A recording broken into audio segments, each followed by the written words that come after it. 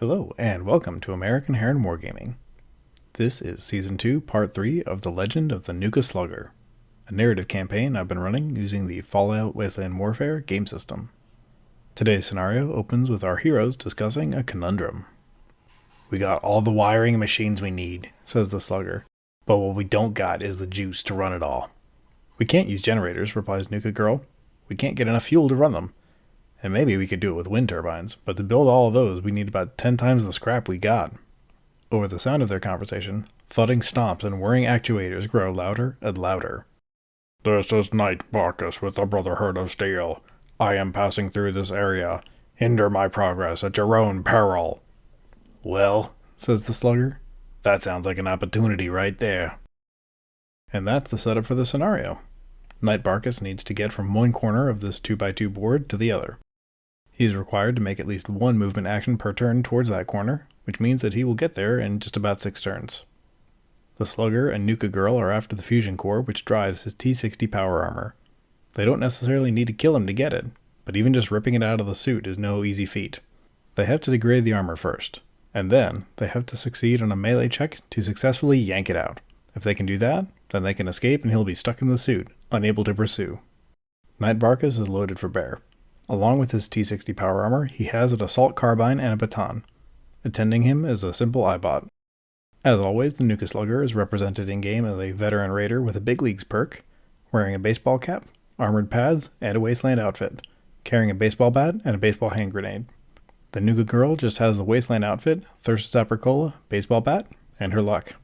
As the sides are evenly matched on caps and model count, a roll-off and the Brotherhood gets advantage for the first turn. Knight Barkus, as the leader, uses the new Brotherhood of Steel faction ability to give himself a prepare token. Then he takes a shot at the Wastelanders in sight. Maybe it was meant to be a warning, but it hits Nuka Girl for 2 damage, and with no armor after the break. I use her once per game ability to successfully blank the damage though. Feeling that the rabble has been pacified, the Knight plods ahead. Nuka Girl can't get range and line of sight on the Knight in a single move. The Thirst Zapper Cola has a fairly short throw. So she uses her extra speed to move up, staying in cover so she doesn't catch a prepared shot. The Eyebot moves to flank though, hitting her for 1 damage, which she doesn't save on armor, but I burn a luck point and am able to keep that hit from affecting her. The Slugger similarly moves up into cover, which brings turn 1 to a tidy end. As advantage swings over to the Slugger's side, he pops out of cover and Barkus gets off a quick shot. It glances for a single damage, so the first of the Slugger's strong armor token gets plinked off. "Catch this, Tin Man!" The Slugger sends a slider with a baseball grenade and gets 4 total damage and an armor break. The T60 ablates 2, but 2 of them get through, and that's actually halfway there. Not bad. The Knight is not pleased about that, and slams into the Slugger, hitting with his baton for 3 damage. The second of the Slugger's strong armor token leaves him, only taking 2. After the attack, the Knight also shifts around to be closer to his goal. Between that and the charge, I think that might have actually pushed up the deadline for the scenario by a whole turn. That might be an issue. We'll have to see. Nuka Girl is up next, and she takes a shot with the Thirst Zapper Cola into the melee and accidentally tags the Slugger for another duo of damage. Not ideal. Since the Thirst Zapper Cola is slow firing, Nuka Girl can't shoot it again, even if she wanted to. So instead, she charges into the Knight, hoping for some chip damage, and also so that she and the Slugger will both get the outnumbering bonus in melee. Barkus' reaction swing is a miss. He wasn't really trying all that hard, apparently. The Eyebot closes out the round by trying to zap the Slugger, but crit fails. Turn 2 has both sides making progress on their goals. The power armor is halfway to degradation, but an unexpected boost pushed the Brotherhood further faster as well. Advantage swings around again, and Barkus activates first, giving the Eyebot a reaction token. Then he lands an impressive hit on the Slugger, leaving him with just a single hit point remaining. Then, because he must, he spends an action moving closer to the finish line. The Slugger connects as the Knight leaves combat, but the baseball bat doesn't find any weakness in the power armor. And Nuka Girl, even with her charge bonus and the outnumbering bonus, fails to connect. Melee is not her strong suit. However, wasting prepared actions is. She charges the Knight again, and the Eyebot fails its reaction shot. But Knight Barkus is tired of this pest. He hits her for 4 damage, and I really start regretting burning my once per game damage blank ability already. She also tries to save 1 damage with luck, and also fails that.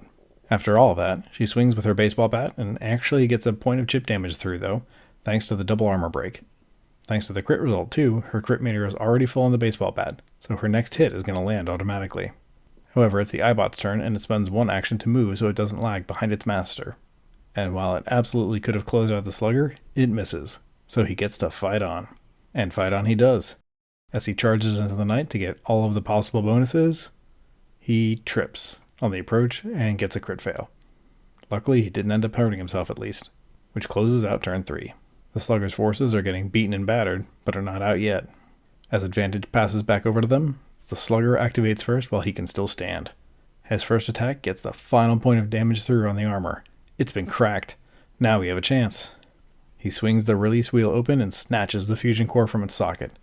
The power armor lets out some small hisses as the hydraulics come to rest.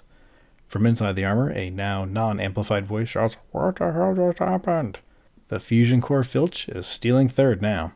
All we gotta do is either pop the Eyebot or escape off the map, and it's a win.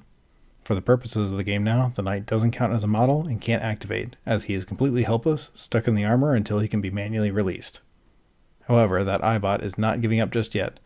Its first shot targets the Slugger, but ends up hitting Nuka Girl, bringing her to the brink with just 1 HP left now as well. Fortunately, its second shot misses. Nuka Girl's shot connects though and pops a point of damage onto the Eyebot. Then she charges in to set up the outnumber with the Slugger next turn. It's on a razor's edge, but our heroes have victory in their grasp at the end of turn 4.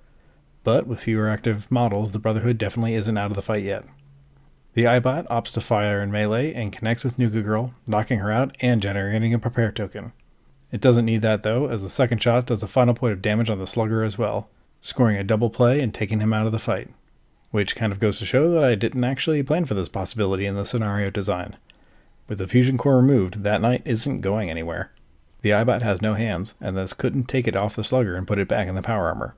In Wasteland Warfare, getting taken out of a battle is more of a KO situation than getting killed, so I decided to call it a draw.